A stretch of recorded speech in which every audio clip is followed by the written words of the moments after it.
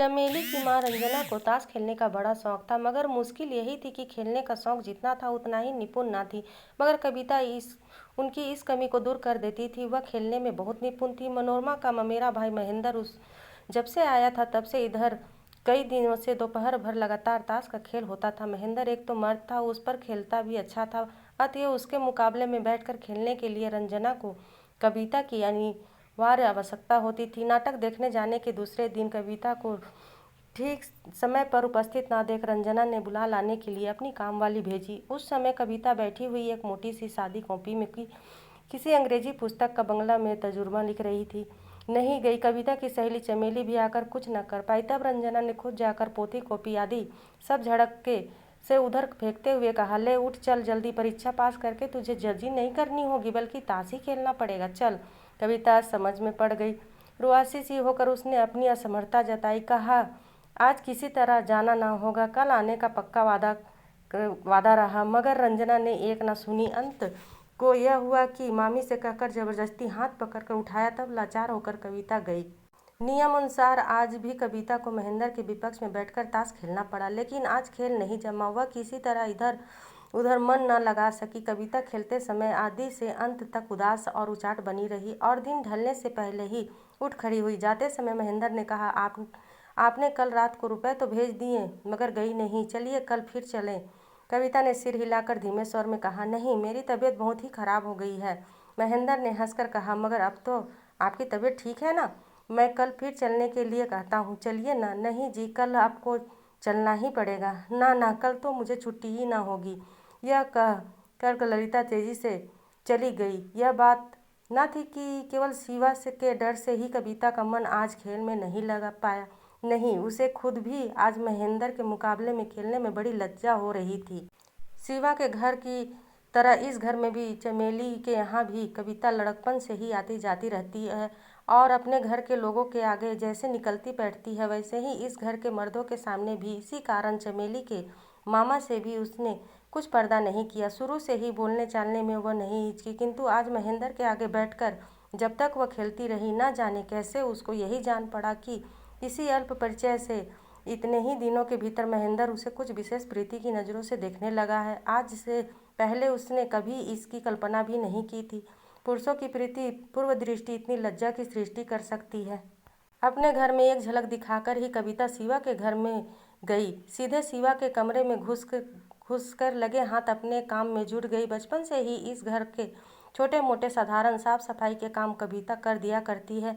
शिवा की किताबों को कायदे से संभालना और रखना, मेज का सारा सामान सजाना, दवात कलम वगैरह साफ करना वगैरह सब काम कविता ही करती थी। उसके सिवा इधर ध्यान देने वाला दूसरा कोई न था। इधर 6-7 दिन हाथ न लगाने के कारण काम बहुत बढ़ गया था।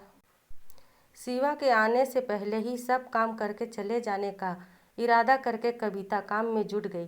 कविता सविता को माँ कहती थी। मौका मिलने पर उन्हीं के आसपास बनी रहती थी और चूंकि वह खुद किसी को गैर नहीं समझती थी, इसलिए उसे भी कोई गैर नहीं समझता था।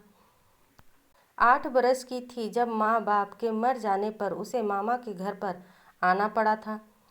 तभी से वह उनके अपने की तरह शिवा के ही आसपास रहकर उसी से पढ़ लिख कर आज इतनी बड़ी हुई है। यह सभी को मालूम है कि कविता पर शिवा का विशेष स्नेह है, लेकिन वह स्नेह रंग बदलते बदलते इस समय कहाँ से कहाँ पहुँच गया, इसकी खबर किसी को ना थी। कविता को भी नहीं। सभी लोग कविता को बचपन से ही शिवा के निकट एक असीम आदर और प्यार दुलार पाते देखते आ रहे हैं और आज तक उसमें कुछ भी किसी को वजह नहीं जान पड़ा, अथवा यह कहो कि कविता के संबंध में शिवा की कोई भी हरकत ऐसी नहीं हो पाई कि उस पर विशेष रूप से किसी की दृष्टि आकृत होती। मगर फिर भी कभी किसी दिन किसी ने इसकी कल्पना तक नहीं की कि यह लड़की इस घर की बहू बनकर इस घर में स्थान पा सकती है। यह ख्याल न कविता के घर में किसी का था और ना ही सविता ही का। कविता ने सोच रखा था कि काम खत्म करके शिवा के आने से पहले ही वह चली जाएगी। लेकिन अनमनी होने के कारण घड़ी पर नज़र नहीं पड़ी। देर हो गई। अचानक दरवाजे के बाहर जूतों की चरमराहट सुनकर सिर उठाकर ही सिटपिटाई हुई कविता एक किनारे हटकर खड़ी हो गई। शिवा ने भीतर घुसते ही कहा, अच्छा तुम हो, कल कितनी रात बीते लौटी? कविता ने कुछ जवाब नहीं दिया। शिवा ने एक गद्दीदार आराम कुर्सी पर हाथ पैर फैलाकर लेटे लेटे वही सवाल दोहराया, कहाँ? लौटना कब हुआ था? 2 बजे? 3 बजे? मुँह से बोल क्यों नहीं निकलता? कविता फिर भी उसी तरह चुपचाप खड़ी रही। शिवा ने खिजियाकर कहा, नीचे जाओ, माँ बुला रही है। सविता भंडारे की कोठरी के सामान बैठी जलपान का सामान रकाबी में रख रही थी। कविता ने पास आकर पूछा, मुझे बुला रही थी माँ? कहाँ? मैंने तो नहीं बुलाया, कहकर सिर उठाकर कविता का मुंह देखते ही उन्होंने कहा, तेरा चेहरा ऐसा सूखा हुआ क्यों है कविता? जान पड़ता है आज अभी तक तूने कुछ खाया पिया नहीं, क्यों? ना। कविता ने गर्दन हिलाकर सविता बोली, अच्छा जा, शिवा को जलपान का सामान देकर जल्दी मेरे पास आ। कविता ने दम भर बाद मिठाई की रकाबी और जल का गिलास लिए हुए ऊपर आकर कमरे में देखा। शिवा अभी तक उसी तरह आंखें मूंदे लेटा हुआ है। दफ्तर के कपड़े भी नहीं उतारे, ना हाथ और मुंह ही धोया। पास आकर धीरे से उसने कहा, जलपान का सामान लाई हूँ। शिवा ने आंखें खोले बिना ही कह दिया, कहीं रख जाओ। मगर कविता ने रखा नहीं, वह हाथ में लिए चुपचाप खड़ी रही।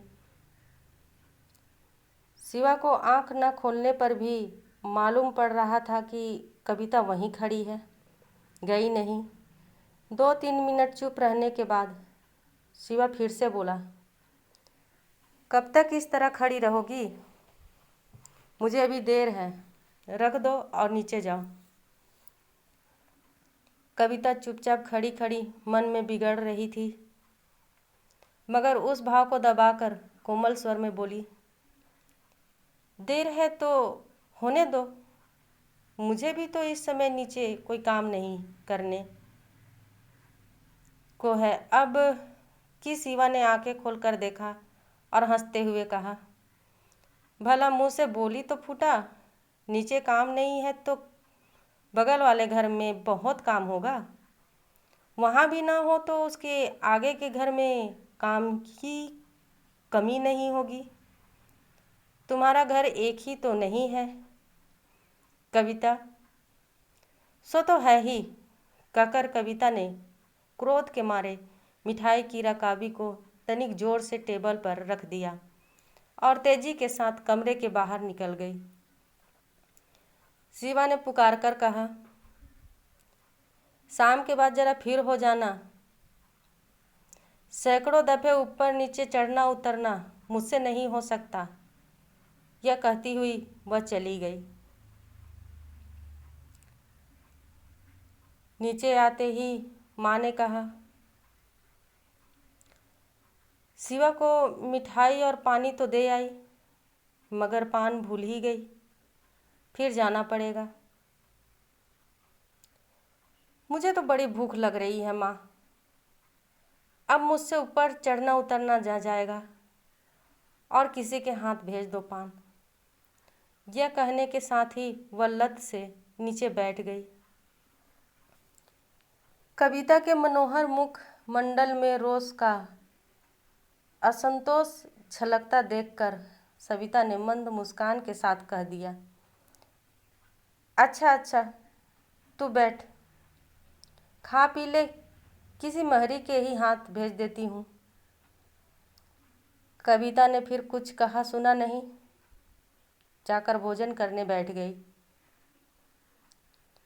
वह उस दिन थिएटर देखने नहीं गई थी, फिर भी शिवा ने उसे बक्का झक्का, यही कविता को बुरा लगा। इसी पर रूठकर कविता 4-5 दिन शिवा को नहीं दिखाई दी।